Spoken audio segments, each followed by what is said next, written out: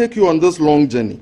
I do this only to illustrate a point that throughout the history of this continent, anytime there is danger about the safety of journalists, that danger is coming from governments, primarily.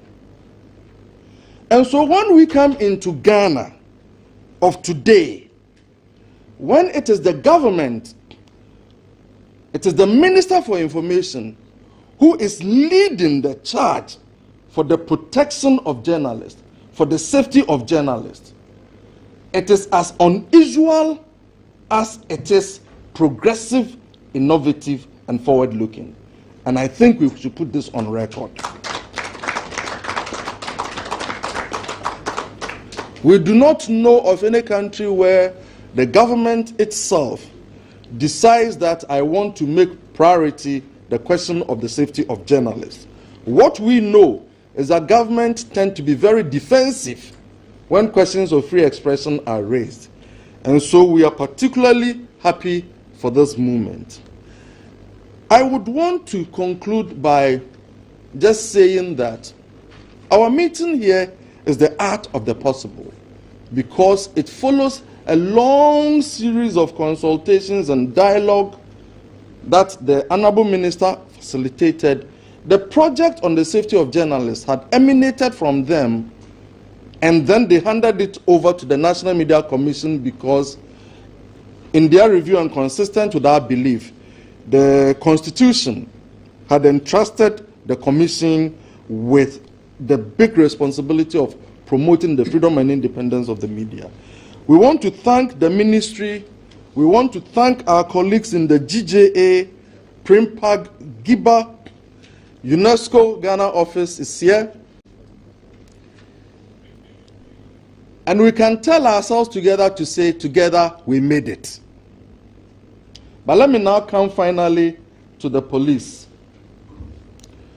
Commissioner and the Kofi, we do not take it lightly that you come today and you come with colleagues from the Ghana Police Service. For those who are not aware, today they are going to see how behind the scenes you have worked tirelessly in pursuit of those who attack journalists, to establish the truth and to help us create a mechanism that protects all of us into the future. It is my hope that as you come to give us this information, it will strengthen our collective resolve to do more, but it will also provide us with the facts on the ground with which we can work. On that note, I want to thank all of you for giving me this opportunity. Thank you.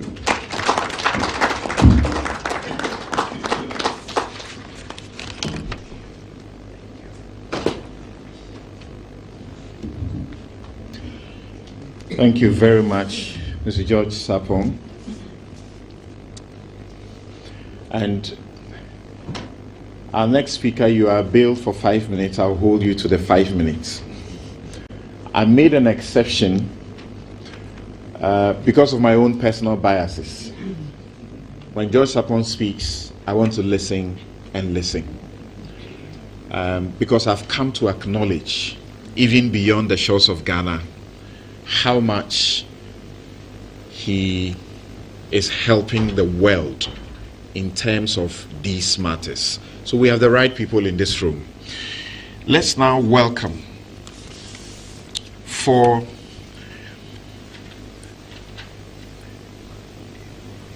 remarks from the Ministry of Information.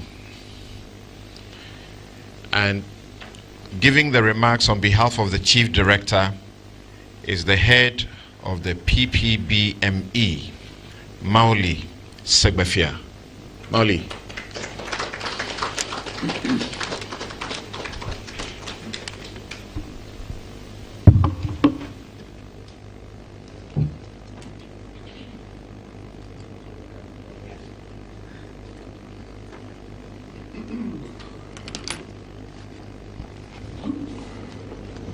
Good morning, everyone gathered here. On behalf of my Chief Director, who would have loved to be here with us this morning, I deliver a speech on her behalf.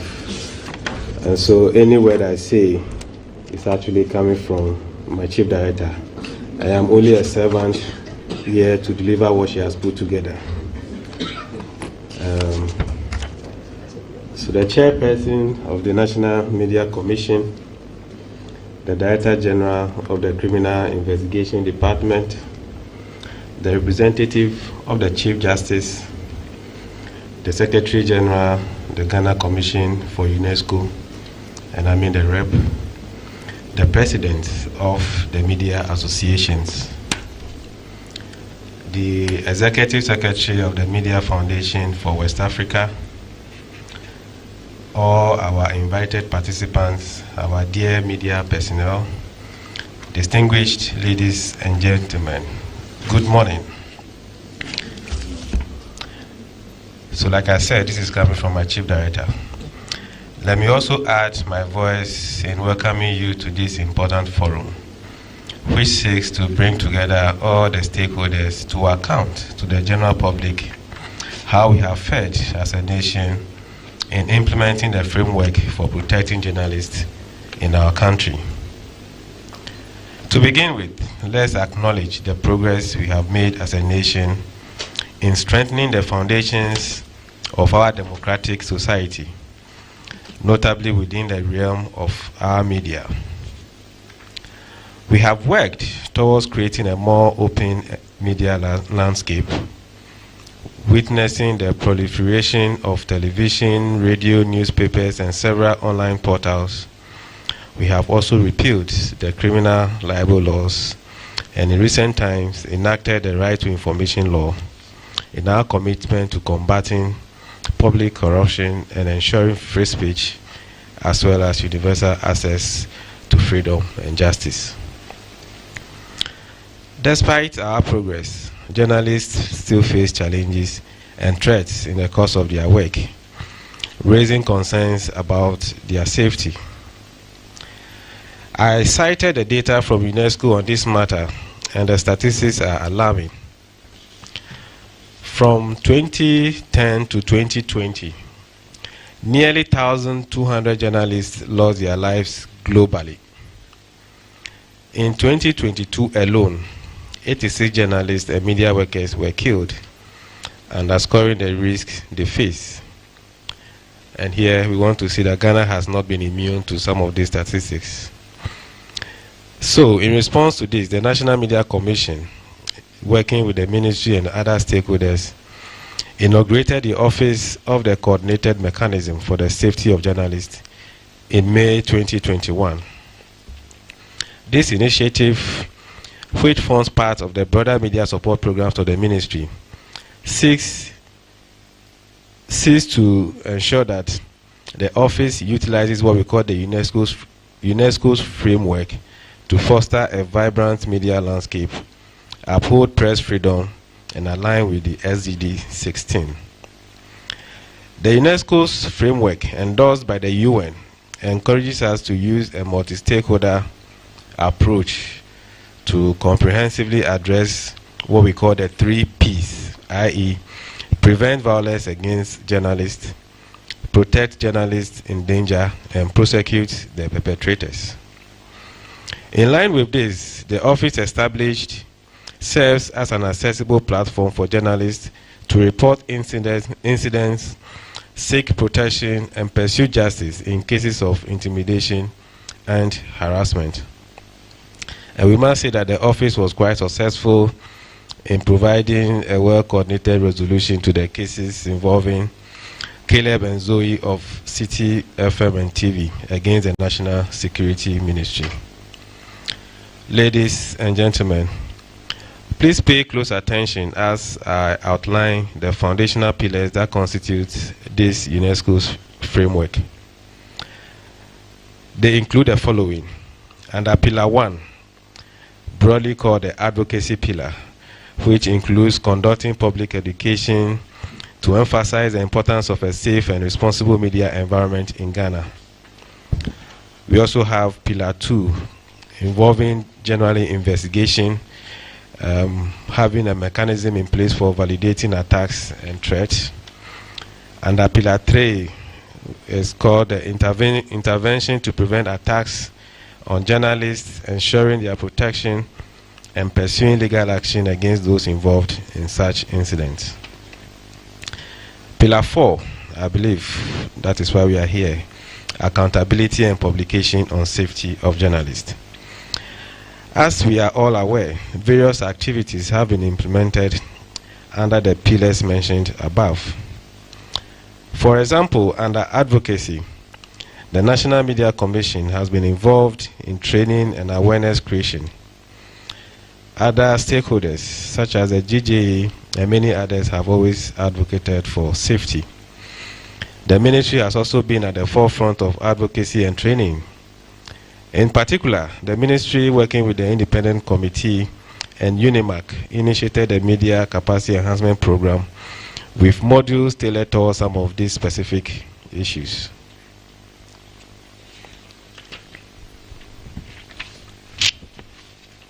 Ladies and gentlemen, under investigation, on several occasions, the Ministry of Information has drawn attention to alleged attacks on journalists and directly engaged the police to investigate and take appropriate steps. And we must say that it is rare to see a government agency doing this. But because our minister himself is a journalist, so there's always pressure on the ministry to ensure that the proper things are done to journalists. We are gathered here today under the pillar of accountability and state agencies. It is also expected that the maiden report to be published will be ready by the end of January 2024. I am confident that the insights shared and strategies devised during this particular forum will fortify our commitment to the safety of journalists, ultimately reinforcing Ghana's position as a beacon of press freedom. Thank you very much for your attention.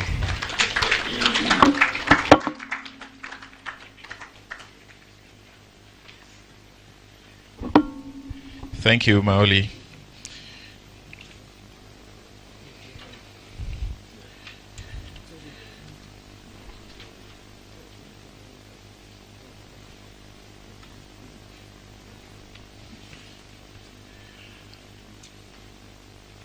So once again, those of you who are just joining us, thank you very much for making the time to be here.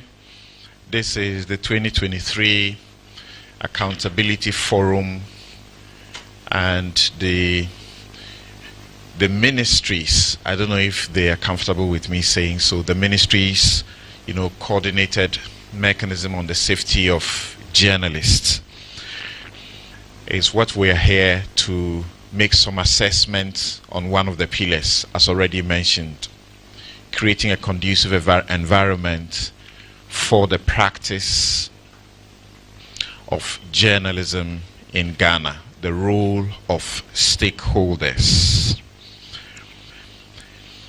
Just joining us now is the president of GIBA.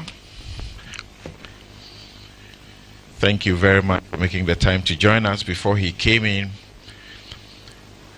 I was about to acknowledge Gloria Haji of GIBA, also seated in there.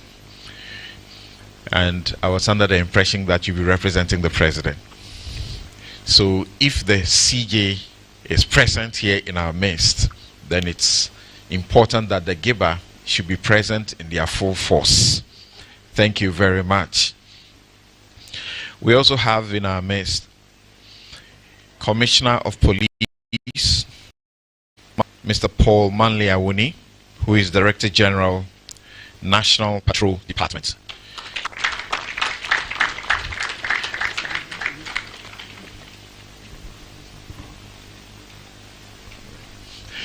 He is leading the delegation from the Ghana Police Service. It also tells you how elevated they take this particular meeting.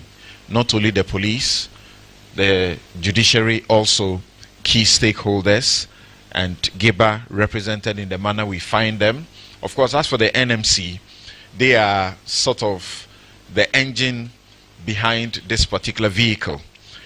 So thank you very much, Commissioner Manley Awuni. We will now hear the remarks, or rather a report of the state of investigations on reported attacks on journalists, and that will be done by the Director General, CID. Okay, so we'll have Commissioner Awuni make some brief comments before she will give us her report. Thank you very much. Please, this way.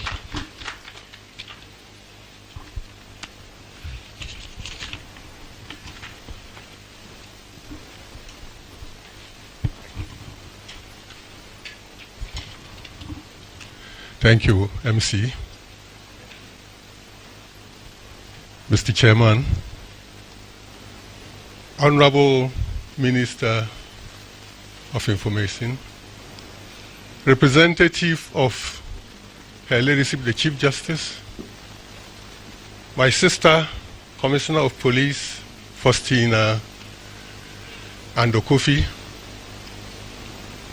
distinguished stakeholders, invited guests, ladies and gentlemen.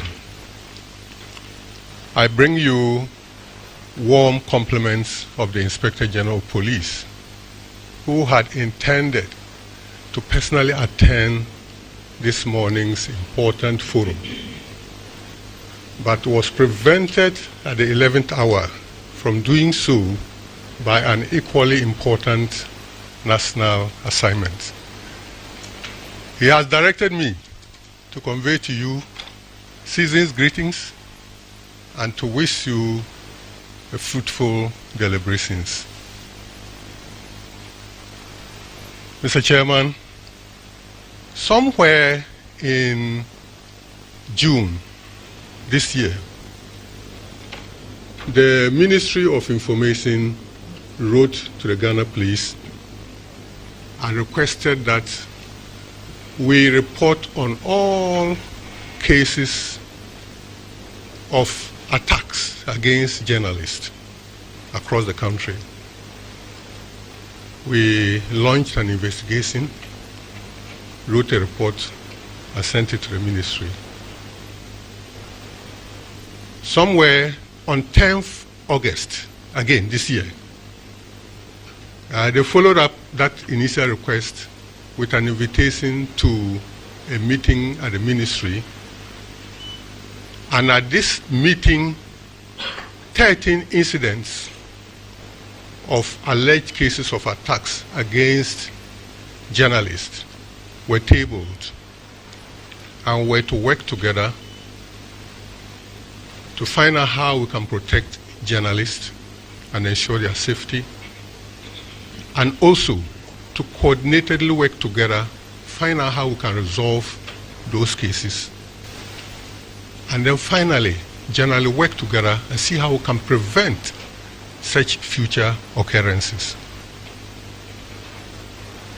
Then after this meeting, as if that wasn't enough, the ministry again, and I'm saying all this to show how the ministry has been very passionate about this matter.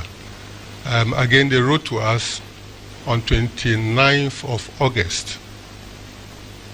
This time, they listed 28 cases of alleged attacks against journalists, and they requested for us to validate these cases. So, on receipt of this latest request, we conducted another investigation across the country and then compiled reports on these cases. We've noticed that the latest request on the 29th of August, the list that they attached was more like a master list for us, because it contained the 13 that they earlier submitted to us with some additional number of cases which were initially not indicated. But one thing we notice is that the list actually was 27 because one name was repeated. But when we conducted our research on the matter, we also unearthed 2 additional cases which were not even in the ministry's list. So this morning, we want to thank the organizers so much for inviting us and giving us this platform to present our reports on these cases. So we'll be actually presenting this morning a report on 29 cases, which is one more than what was on the ministry's list, which is 28. So distinguished ladies and gentlemen, I want to at this stage invite my sister, Commissioner of Police, Madam Faustina Ajewa Kodua and Kofi, to give us the full report on these cases. Thank you so much. Thank you, sir. Thank you very much.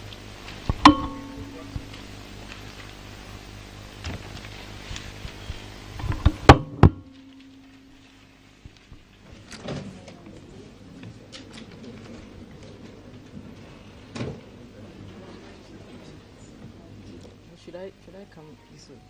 Because oh, okay.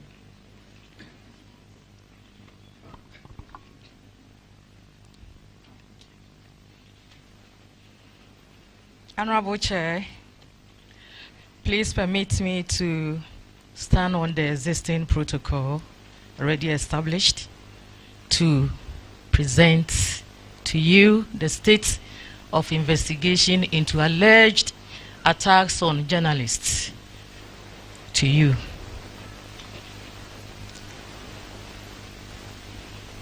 Our scope is to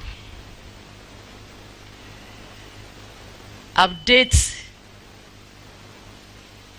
you on the 28 alleged cases, which is now 27, of attacks on journalists spanning the period 2022 to mid-2023. Honorable Chair, before I go into the substantive matter, please permit me to share with you some of the basic things that we do when we start investigations, or the processes that we go through when we are doing investigations. Honorable Chair, we always receive complaints from our complainants. And after receiving the complaints, we interview the complainants and take statement from them. After taking the statement from them, depending on the case, if we have other witnesses, we also take statement from them. When there's a physical abuse or assault, we issue medical form.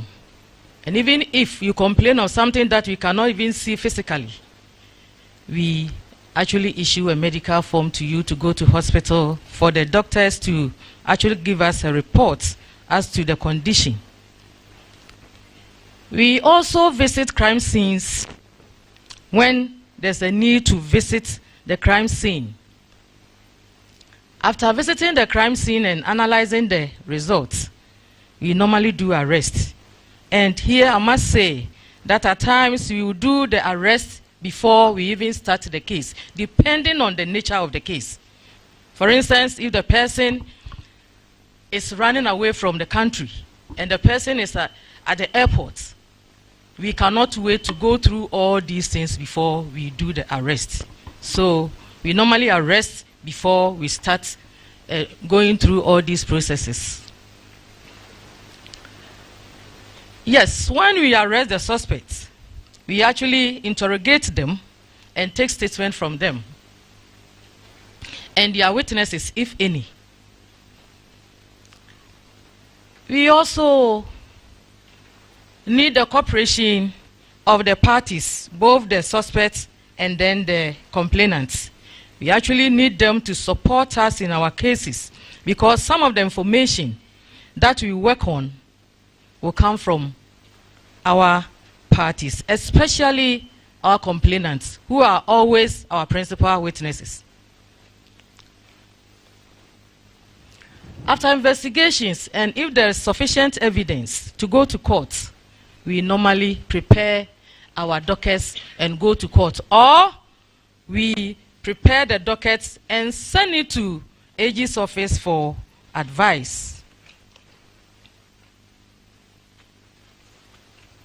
Mr. Chair, we also have some exceptions. At times, we don't have complainants in our case, and I want us to actually take note of this.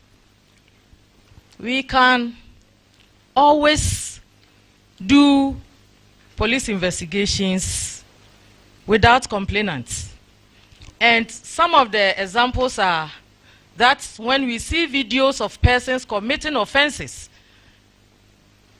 or having footages of persons committing crimes on our social medias, and if you intercept, we actually initiate investigations into those cases. At times when the crimes are committed before police officers, we also investigate those cases without looking for a complainant. So these are some of the exceptions that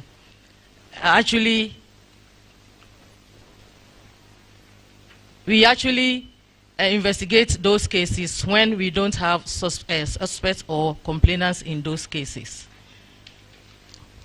And, Mr. Chair, I want to come to the substantive issue, which is the subject matter of this presentation. And the responses that we are giving to your request is as follows, or we want to categorize them into two: the number of cases reported to police and the number of cases that we cannot confirm as cases reported to police.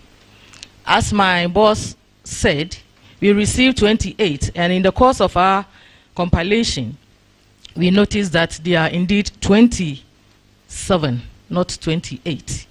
And the number of cases that were reported to police were 10 cases and 17 unreported or unconfirmed cases.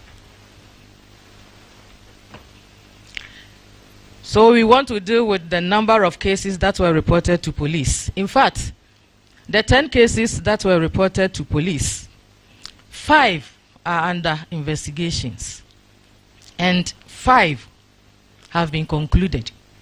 We've done with those cases, whether they went to court or we actually closed the cases from the police. And we will tell you the circumstances under which those things were done. Yes, the 10 cases that were reported to us, and they are still under investigations. We have one from, please permit me, I want to read from my slide. We have one, Swala Abdul Wahab, Radio Upper West in Wa. That case happened on the 23rd of June 2023. Swala Abdul Wahab, a journalist of Radio Upper West, reported a case of assault at the regional CID headquarters in Wa. The complainant disclosed that on the 29th of June 2023, he boarded a commercial vehicle with registration number AW 7509-13 heading towards Bolgatanga for a workshop. And upon reaching narrow immigration checkpoint, the vehicle was stopped for inspection, during which he got down to use the washroom. That he picked a buta, which belonged to the immigration officers to use, but a misunderstanding ensued between him and the officers on duty at the checkpoint as to exact place to urinate. And in the process, one of the officers removed his sidearm and allegedly threatened to shoot him with it. This case is still under investigation, and we are almost done with the case. So we will be preparing the case. That the status is being prepared to send to AG's office for advice. Cases of this nature, you don't have to sit at the police station and then do your own things. We need to send it to AG's office for advice. So that is what we are about to do. And then another case is Ajato, Radio Big Ada. I'm sure everybody is aware of this case. On the 13th January 2022, at 11:30 hours, Koli Ajato, age 41, a staff of Radio Ada, Big Ada, accompanied by Raphael Ameho of same address, called at the station, and the former, with a visible marks of assault, complained of bodily pains. He reported that on same day, about 11:30 hours, a group of men, numbering about 20 and wearing nose masks, stormed the radio station, assaulted him and his colleagues, and caused damage to some studio equipment. The case is still under investigation, and here I must say that when we say that a case is under investigation, we have stages of investigation. So we want to assure you that this case is at the stage where we are comfortable, and very soon you hear from us. Abraham, we also have Abraham Anampasa, PAD FM. On the 6th July 2020, Abraham Anampasa, forgive me if the name is not pronounced, a journalist with PAD FM based in Damango, did a story on suspects at Abia Anoma, then Damango constituency New Patriotic Party deputy organizer. Later in the day, the suspect, together with others, met the journalist on his way home. After close of work at about 15:00 hours, attacked and assaulted him. Consequently, the journalist sustained injuries on his head, and damage was caused to his tablet and phone. The case was reported at the regional CID headquarters, Damango, for investigations. The case is still under investigation.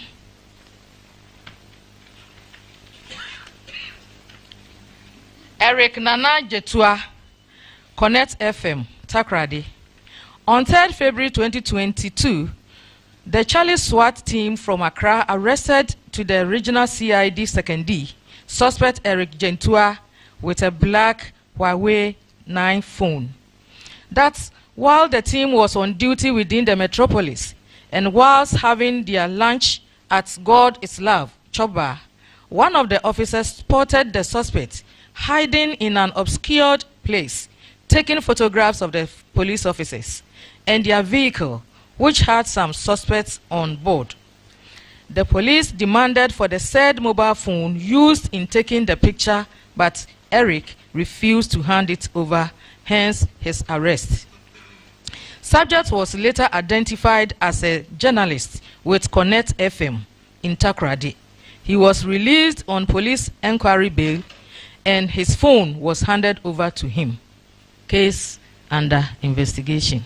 Here I must say that when we noticed that he's a journalist, we decided to bail him and also hand over his phone, which was retrieved from him to him that same day. On the 3rd of, another one is Prince Akwa, Ghana News Agency. On the 3rd May 2022, at about 1:45 p.m., Prince Akwa, a journalist, reported at the Ajun police station that on 2nd May 2022, at about 1 p.m., he was covering the Ajumakun NPP constituency executive election at the University of Education, Winneba, Ajumakun campus. And in the course of that, some delegates of the party he did not know but could be identified when seen attacked, bullied, and beat him up without any due cause. The complainant stopped pursuing the case despite numerous calls from police to assist identifying the culprits for arrest and necessary action. The complainant has failed, that's the status of the case. The complainant has failed to show up to assist in investigations. Eric Blessing Eshon. Yes, these are the concluded cases. So we've dealt with the 5 cases under investigations, and then these are those that we've been able to conclude, either sending to court or dealing with it at the police station.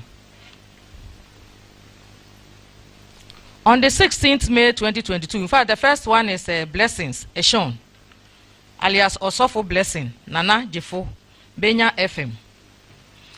On the 16th of May 2023, at 8 p.m., the complainant, Eric Blessing Eshon, presenter at Brenya FM,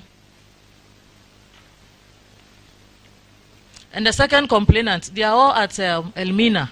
So the names are there. They all came to police to make a complaint that they were having a program called Afarikua, a program for fishermen and farmers between 7 p.m. and commenting on the issues of how some fishermen were not getting premise fuel for fishing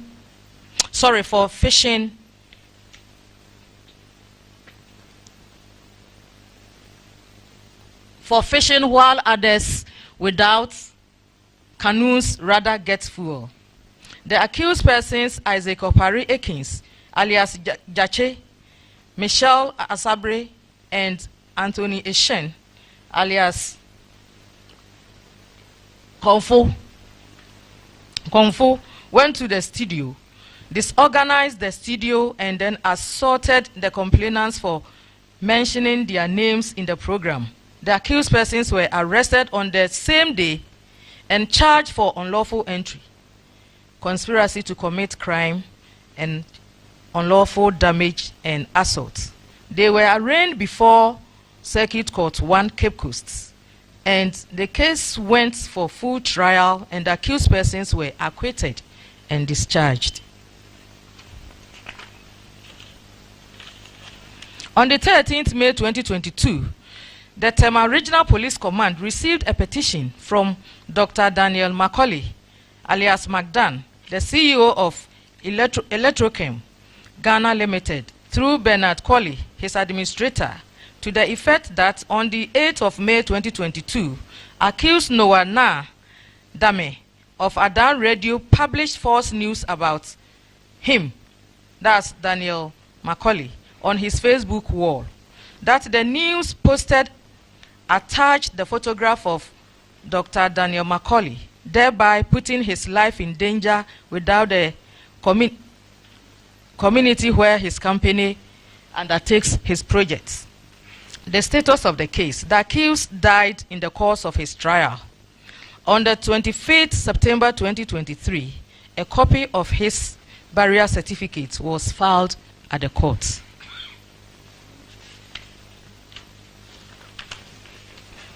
Godfred Edu Asante, alias Kwabena Asante, German Radio. On the 11th July 2023 at about 10 a.m., Edu Godfred Asante, a morning show of German Radio, Drobo, accompanied by Alaji Gausu and Godfred Asa, brother of the sorry, this is not properly this. Let me see. Gasus Asa, both of the same radio station, called at the named station and reported that on the same day at about 9:20 a.m., whilst on air doing morning show program dubbed Anopa Bosu, the municipal chief executive of German South Municipal Assembly, Andrews Bediakon, walked into the studio to respond to some allegations which were being discussed. In the process, Edinkra Kusi Steven, Nana Boatina Pew, Peter Asari, and a Kome and a Suo who accompanied the MCE attacked them at the studio without any good reason. And the case docket has been closed as settled. Honorable Minister, if you say a case is settled, it means the complainants and the suspects, that's not at the police station. They do their own things, and then the complainant will come back to police and then tell them that the case has been settled. And they will bring a withdrawal letter to withdraw the case. And here, this is what's actually happened.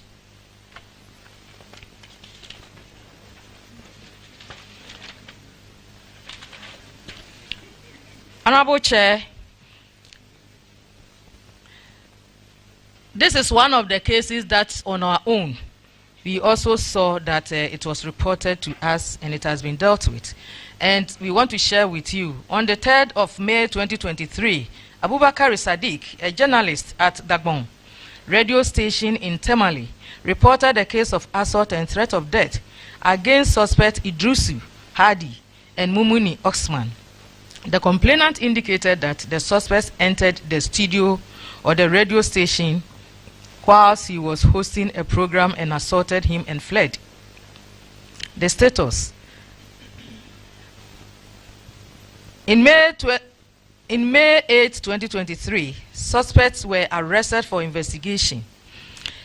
And on the 10th of May 2023, suspects were formally charged with the offenses of conspiracy to commit crime to wit assault, unlawful entry and threat of death.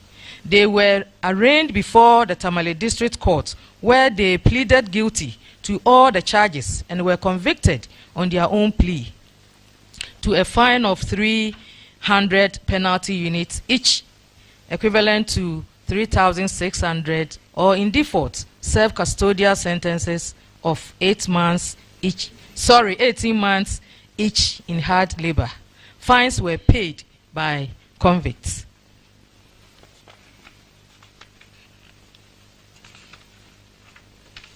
Honorable Chair, we also have another one.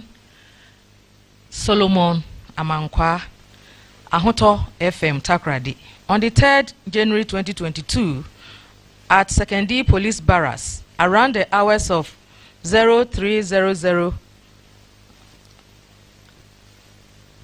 Solomon Amankwa, a sports journalist at Ahoto FM Takrady, was arrested to the Sekendi Takrady station. Solomon Amankwa was spotted with 3 others holding a torchlight and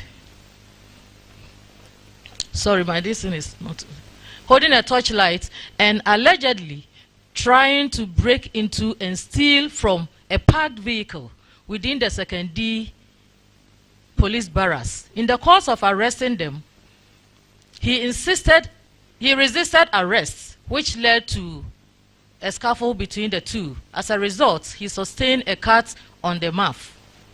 The status of the case: duplicate case docket was sent to the AG's office for study and advice, and the Attorney General advised against prosecution of the journalist. Honorable Chair, we also have unconfirmed cases that we want to share with you. The first one happened, everything is based on the list that you actually presented to police for us to respond. The first one is Doreen Ampofu, GBC, and it happened in December 2020. The case was not reported to police, but GJ. So that case was not reported to police. January 2021, Phyllis John Corte, Metro TV. That case was not reported to police. And we also have one Ahmed Abubakar, Xylophone FM, station shut down, no traces. And this case was not also reported to the police. We've checked our booths, our records. There's nothing to indicate that it was reported. We actually wanted to do further checks, but the FM station has been shut down. Caleb Kuda, Zok Abu, what is it, Zoe? Oh, so sorry, I can't see it from here. And then Abu, and then Bedu.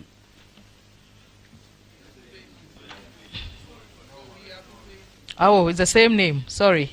Yes, City FM. And that one, a case was not reported to police, was handled by a committee. We also have November 2021 in Shraba Parkwesi Simpson, Connect FM. No confirmation of the case being reported to police. And then December 2021, Ohineba Buama, Benny, Power FM. No confirmation that that case was reported to us.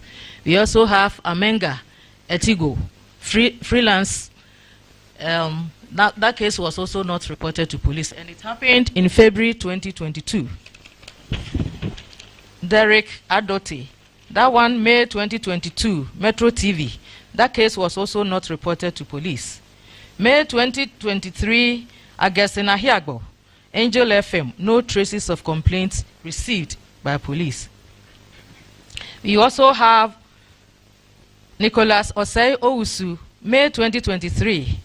The case was not reported to police, but Ghana Journalists Association. December 2020, Evans Mensah, Winston Amoa, Philip Osei Bonsu, Gifty Ando Apia, and then Israel Lai. No confirmation that the case was reported to police. We also have December 2020, Pius Kwame Esiedu, newswatchghana.com. No confirmation that the case was reported to police. We have Lord Edua Sari, Sandra Obribia, GhanaWeb.com. No traces at the police station.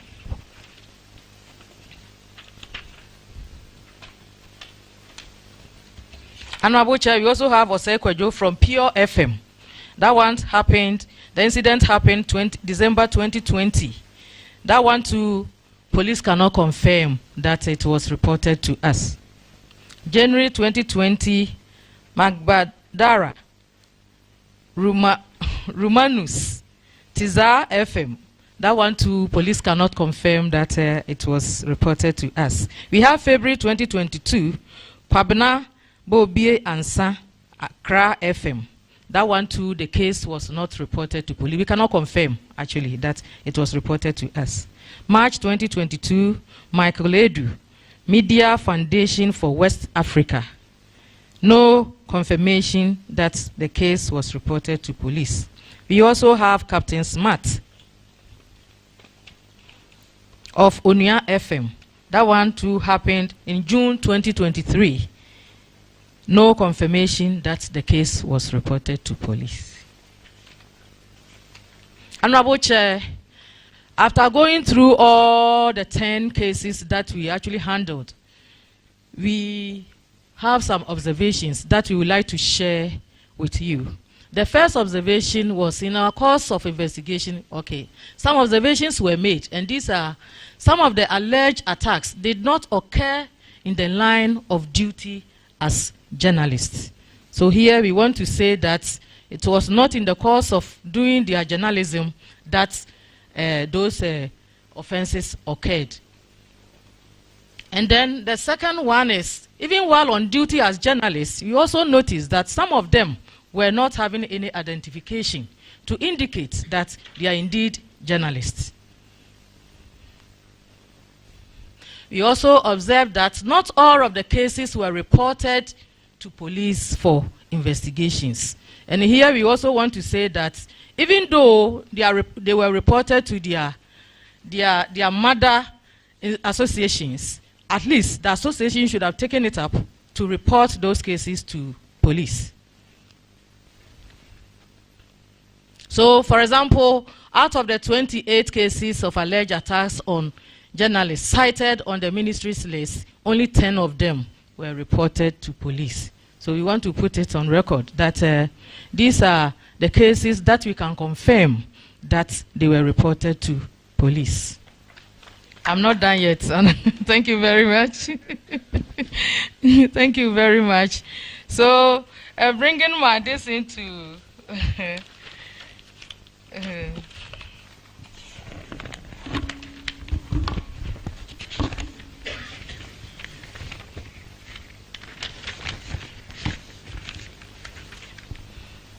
Okay, so to conclude on this, we want to assure this honorable house that indeed we are in it together. Police service or the police administration, we are committed in ensuring your safety at all times. And we also want to share with you that all the cases that were reported and under investigations, we are going to follow them through to its or their logical conclusions. We also want to plead with you or urge you to always report cases of attacks and other crimes to the nearest police stations for us to take the necessary actions. And above all, what we want to plead with you is that after the cases have been reported, we humbly suggest that you collaborate with the police to get the perpetrators and to also ensure that we get to the bottom of the cases. This is what we want to plead with you, because most of the times the cases will be reported, but you call the complainants, they don't normally show up. They say, oh, I'm busy, I'm going to do this, I'm going to do that. But he who alleges must, yes. So once you have reported a case to the police, kindly have the time to also support us or collaborate with us to do effective investigations and get the perpetrators to book. This is our plea. And here ends our presentation. Thank you very much.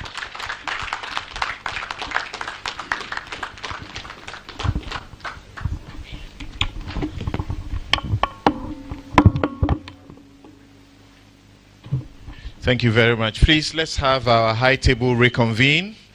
We go into the open forum. And thank you all for being patient and following. I was actually expecting that journalists will fill this room. That's commentary that you must note, correct? You should expect that journalists will fill these seats, but we have not.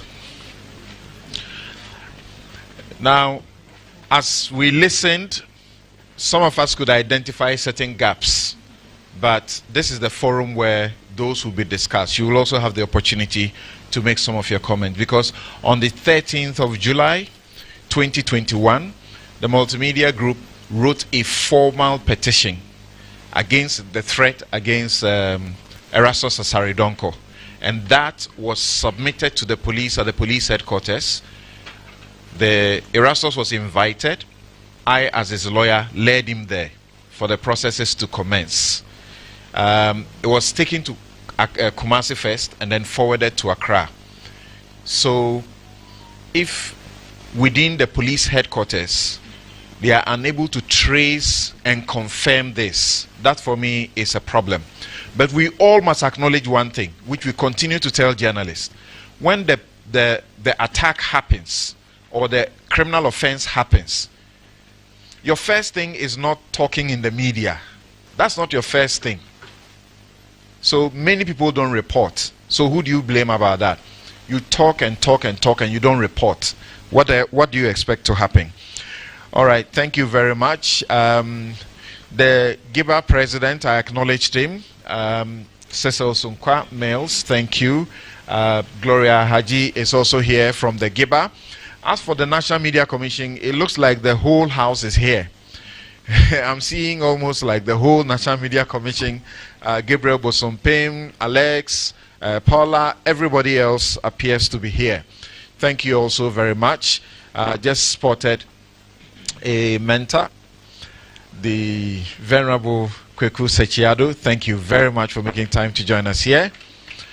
Suleiman Abrahima, thank you so very much. Kobi Asma, okay, still going to the NMC. I'm saying they are all here. Thank you very much. Now, in this forum, we will urge that as much as possible, the comments will be incisive and brief, so that we can have as many people as possible to also participate. Remember, the major focus is on the fourth pillar, and a very important mechanism or committee such as this one should be able to help us sufficiently. I will at this point perhaps maybe begin by inviting some preliminary comments by way of feedback and sharing of knowledge, which is part of the reason for this meeting, for us to hear from the sector minister. I know that he would wish that this is not the way we do it, but it is important. Please, Mr. Kojo Nkrumah.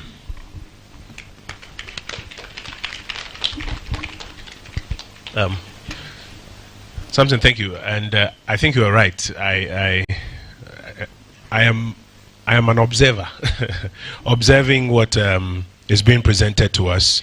I think as a police commissioner, Awini mentioned earlier, we've been at the heels of the police service for months, working with them to try and get some of these matters to a resolution and to get updates on them. The IGP himself has been very, very, very supportive and interested, and it is the months of work that have culminated in these reports, which they are openly sharing with us. I am not aware anywhere in Africa where this kind of thing is taking place, or I mean even in any other part of the world. But I think it's a commitment of all of you, the stakeholders, that's what's making it possible. So for me, I want to listen in. There are questions that I have, but I think other people have those questions. I want to hear those questions come up. I want to hear the answers from Police CID. The Chief Justice's representative is here. There are questions about the severity of sanctions, even for cases that get to the prosecution level. So I won't speak much. I want to follow, and then later I'll make my concluding remarks. Thank you. Thank you very much. Rebecca Epe represents the Ghana Journalists Association. She's the Public Affairs Director, Officer, and represents the President. Please, can you hand the microphone to her so that at least we can begin to hear? Yes, from you. Please hand the microphone to her. So there are reports that are sent to you, but you don't report to the police. So we are seeing many cases. We're hearing them sensational. We talk about it. Everybody feels emotional about it. And we say, you're killing journalists. You are doing wrong to them. And yet you don't report them. Yes, so let's hear from you. Okay. Good morning. Good morning. Honorable Minister, Chairman, National Media Commission, representatives of the Chief Justice, and then Madam representing the CID here. Sorry, I lost a bit of my voice, so I'm not going to talk very much, but I'm here representing the President of the Ghana Journalists Association, Mr. Albert Jomfo, and I bring you greetings from him as well. GJ is happy to be part of this mechanism, which is to ensure that we seek accountability and also safety for journalists, which is very critical to freedom of expression. And we want to thank the Ghana Police Service for the diligence and the work, particularly just a little feedback, as Mr. Ayenini said. It's a concern that a lot of these cases were not reported to the Ghana Police Service. For me, it's a concern because I think it tells us two things. One is that for those of us from the coordinating in terms of media, we need to do a bit more work to ensure that our people realize that they need to report cases. And from the police side, I don't know, I know that the OSP picks up cases and investigates, but I'm seeing and hearing that from the police side you actually have to report. So I think that from the police side they'll have to do a bit more education and advocacy so that we all know that we must report the cases so that these cases are actually picked up and thoroughly investigated. and we all come to a conclusion. Fundamentally, I also picked up that the fundamental issue has to do with access to information. A lot of the times, these journalists are seeking information. So having said that, let me also point out just one thing in case I don't have the opportunity to talk. An issue that has come to the table of the Ghana Journalists Association and for journalists in general, the issue about centralization of information, because we believe that the whole issue is about journalists getting information and information getting out to the public. Chapter 12 of our Constitution is freedom of information, and we believe that is why we are all gathered here. So I would like to send an appeal from the GJA to the Ghana Police Service to look at the issue of centralization of information. We believe that the regions and the various districts where journalists are will need to get information at that level in order to facilitate the issue of freedom of expression and information flow. So that is one of the concerns that we would like to put across. I think I'll end my remarks for now. Thank you very much for the opportunity. But generally, would you say that this mechanism is essential and effective in assisting in ensuring the safety of journalists? We are here to validate. Okay. Yeah, Samson, I mean, if you do not have the opportunity to look at your work, there is a problem. But this platform is an opportunity. But I think that would have to go into more of working sessions to be able to look more at the report and look at it critically instead of just a one-time feedback. It's a document. We have to go back to our various I'll say the NMC, the GJA, PRINPAG, and the others to look critically at the document and then feedback. But this step is good. We've gotten a report. We have to go back, look at the report. Having said that, I think you've drawn my attention, you've drawn my mind to one thing. One of the issues that, the scope in terms of a report like, or an issue like Ahmed Swale, will come to the mind of journalists. What about that case? I'm talking about that because of scope, because we know it's just some few years. Why wasn't that part of this report? All right. Scope. So okay. I would like to know more about that. Thank you very much. And I'm deliberately bringing on members of the high table, some of them, and setting specific people right here in our midst because of their position as stakeholders. And then we're opening up. Everybody else can put their hand up and ask a question. So, like in Chi, they say menin sound, but President of the Independent Broadcasters Association, Mr. Sunkwa Mills, having followed what has happened, and for yourself, being part of this coordinated mechanism, what's your level of satisfaction in discovering this very disturbing situation? I think that is very disturbing, that the things happen, we shout and talk about them, but they don't get reported. Yeah, thank you. I think to start, I think this is a very good initiative, and I think it's timely. We in a conversation with the IGP when that issue happened in Takoradi, we asked that there should be some conversation mechanism between the media fraternity, the police, and then coming from either the AG or the judiciary, so we can have that conversation together, because there was a gap in activity and we didn't have an idea how far things were going. The police probably also may not know things of high concern to us, and then some of these gaps would have been closed. But I think this is a start. But I think there's a kind of conversation I would say we can have about at least if we can have it 4 times a year of this grouping, and then we can look at the cases and how it's moving. Then it takes away a lot of questions about what is happening. With the report, of course, it's disturbing, and that cases are not reported. But it is also a point of education. Now we have emphasized that all these things must be reported, and we can track and see. Maybe it was reported because as you were going, I was going through some lists. Some names I saw did not appear, and but we need to tie all this together. So the other thing was, for my recommendation, we also need to look at who must be the lead agency to put this kind of forum together. Okay, I don't know if it falls at the doorstep of the NMC. That should actually be driving this agenda for the media fraternity to come together. But it's good that it has started, but we can take it from there, and then we have more closer conversations.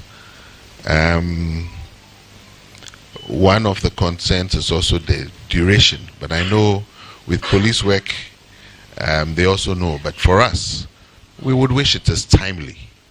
You see, when it is timely, and then I think when I come to the judiciary, when the punishment is deterrent enough, it actually sends the right message to both parties, irrespective of who is wrong. And that takes us back to the recent UTV invasion. Okay, the commentary that came out from a lot of people that the fine was quite meager. They thought it was not punitive enough. Yes, deterrent wasn't deterrent enough. But one of the things we said was that the judge would depend on the charges that are presented. But then we look at the charges. Now, those people they did a number of things in that case that we didn't see on the charge sheet.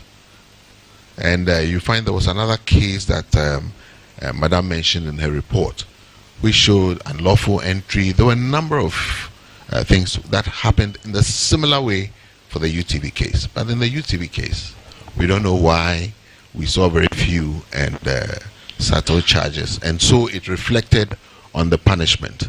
What we want to see is that we're getting into election. It will come and it will pass. But this is how we nip it in the bud, if it's deterrent enough. And then I bet you if it's done, the police will also have a lot more peace, because people would see that if I do this, I mean, it will go. So those are some of the comments that we made. Right, thank you. But something pops us immediately, that it does appear that immediately you will need to establish a way to validate the list, and all the names you say have not appeared also put together and handed to them. But in her presentation, there's a big question that comes up to me, because out of 27, you have 10 that you have worked on. These 10 appear to be those that were reported. But she had spoken to us about the exceptional situations where they don't require a report and they step in. So at least the 18 others or 17 others could have stepped in. I expected her to tell us that at least there was one or two that they had to initiate on their own. But to simply say they were not reported and therefore they are off the radar, for me is a concern. So from the GIBA president, please, can we take the microphone to Suleiman Abrahima? They have been collating the list of assaults over the years. Media Foundation for West Africa, between February and March, February 2018, March 2019, you collated 22 assaults. Unfortunately, the security topped the list. Security and party officials. She mentioned one of those cases where it was a party official who was doing that. What do you say about the fourth pillar for the protection of journalists and the work so far? Well, thank you very much. Permit me to stand on existing protocols. And I want to start by commending the Minister for Information, the Ministry of Information, and of course the NMC for this initiative. Over time, there have been legitimate concerns about the deteriorating state of press freedom and media freedom in Ghana. And I think that what we can do is to respond appropriately. And I see this as one of the responses that I think would go a long way to help.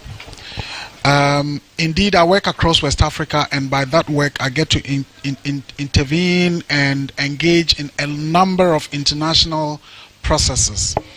And I would want to say that, as the minister perhaps said, maybe this will be a first, and it would be something that perhaps we would share with other stakeholders in other countries where we work, so that beyond just developing mechanisms which are on paper, there could be practical actions that will be taken, such as this. So this, for me, is a novelty that is worth commending, and kudos to all those who are part of it. Now, I think that going forward, one of the ways of looking at it is not perhaps just having the police that is doing a great job being here to account to us, because the comprehensive mechanism on safety of journalists that has been adopted globally imposes a responsibility on nearly every stakeholder. Because we are here talking about what the police have done. But, for example, GIBA, the Independent Broadcasters Association, what have they also been doing to protect the safety of their employees and their members? Are journalists working within the GIBA member stations well identified? Do they have protective gear? Is it not strange that a program will be going on in the studios of UTV, which is not even on the ground floor, and yet people can climb all the way and get into the studio? What has been the responsibility of the owner, and to what extent have they also taken steps to protect their journalists?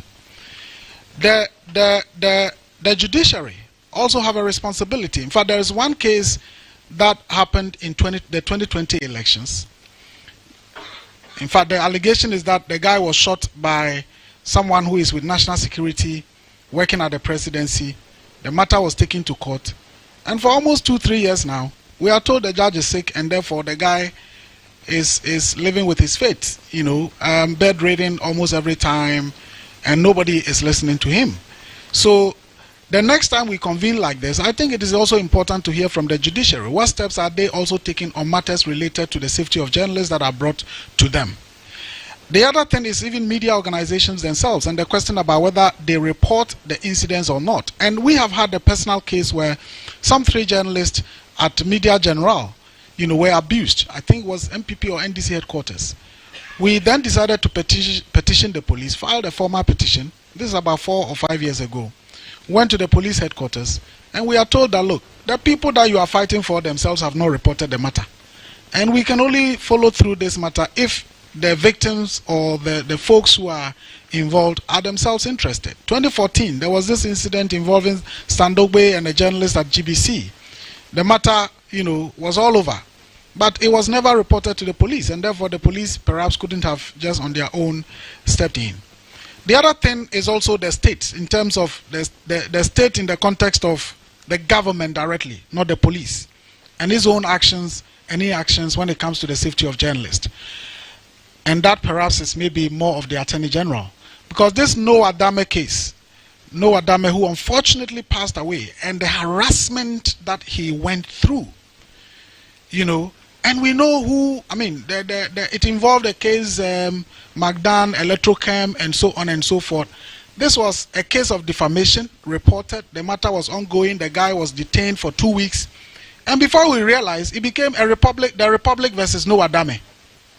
And the question was, how does a case of somebody that a businessman says he said something which is defamatory of me, how did that become a case of the Republic versus Noah Adame? And that, for me, is also where the Attorney General sometimes, or as we go along, may also have to come in. So I look forward to future encounters like this, where it wouldn't just be the police rendering accounts. GIBA would have to tell us what they are doing for their members when it comes to safety.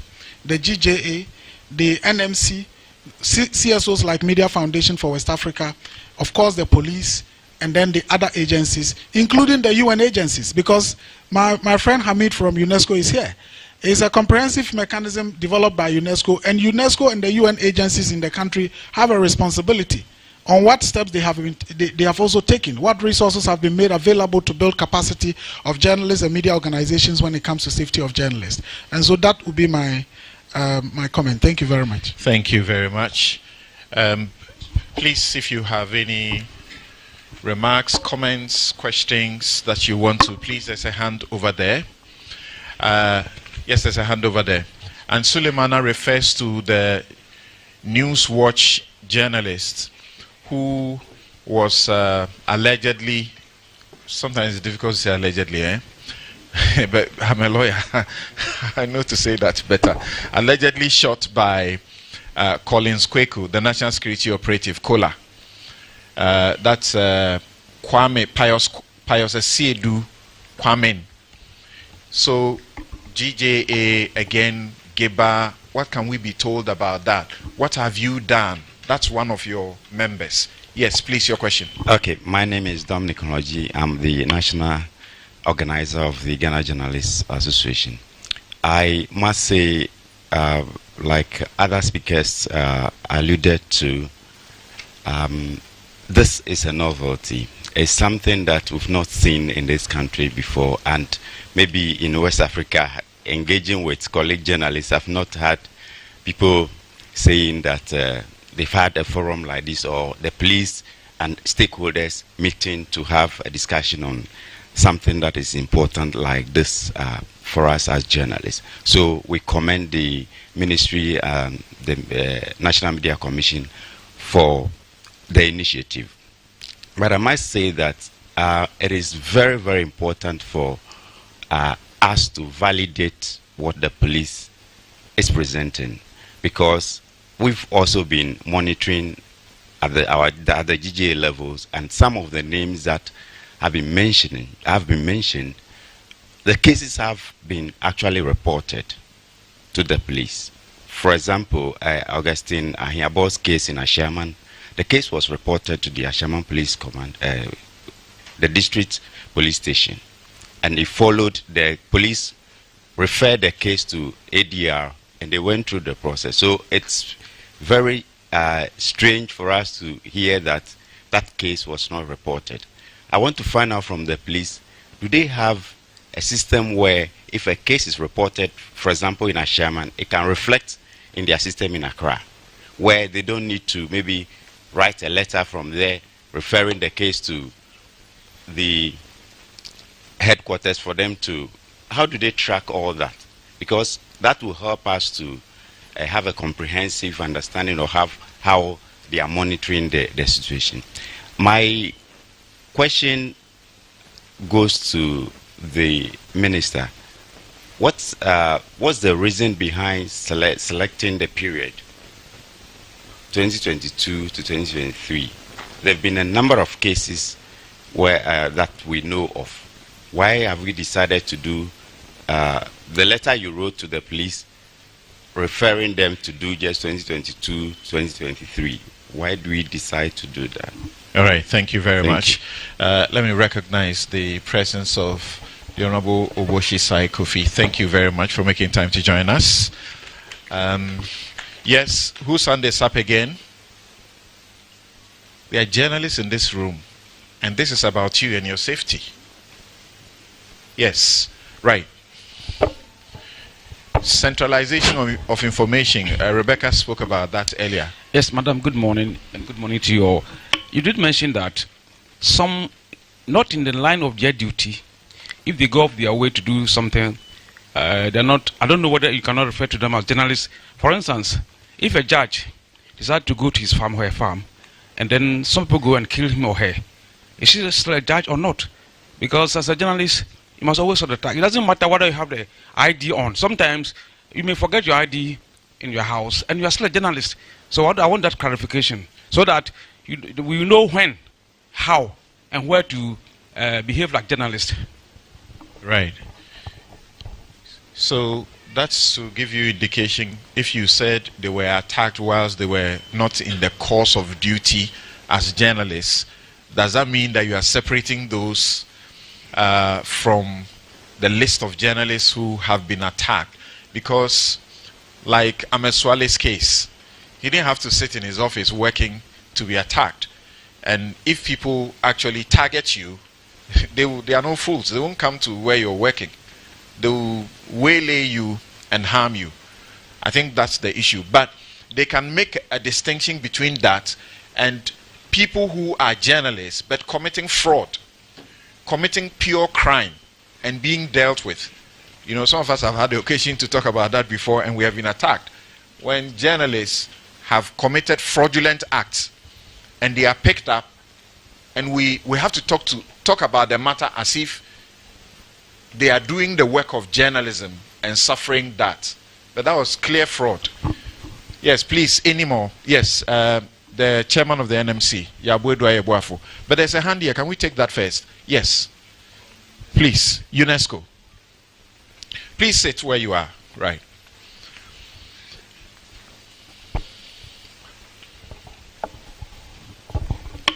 Thank you very much. UNESCO and the UN family is committed to the coordinated mechanism. I'm here to share some information regarding what UNESCO is doing to support the third pillar. For the past 2 years, UNESCO has been training judges in the country. We've done almost 40 judges. We've trained them on freedom of expression and safety of journalists. A thorough training is normally 3 days. And then also, we are about to sign a contract or MOU with JTI, where JTI will become the center for the training of journalists on the subjects freedom of expression and safety of journalists. And also upcoming is prosecutors, because during the training the feedback is that there's a problem with prosecutors. So we will also be extending training to prosecutors as well. And then police officers have been selected from the police academies to do TOT in Kenya. They are back, and hopefully next year that training too will be done with the police. So we're looking at the judiciary, the prosecutors, and the police, because you realize that when you don't work with all these three arms, you might be working in vain. And also, I want to congratulate the minister for this initiative, because we think this is long overdue, but better late than none. This should become an annual affair where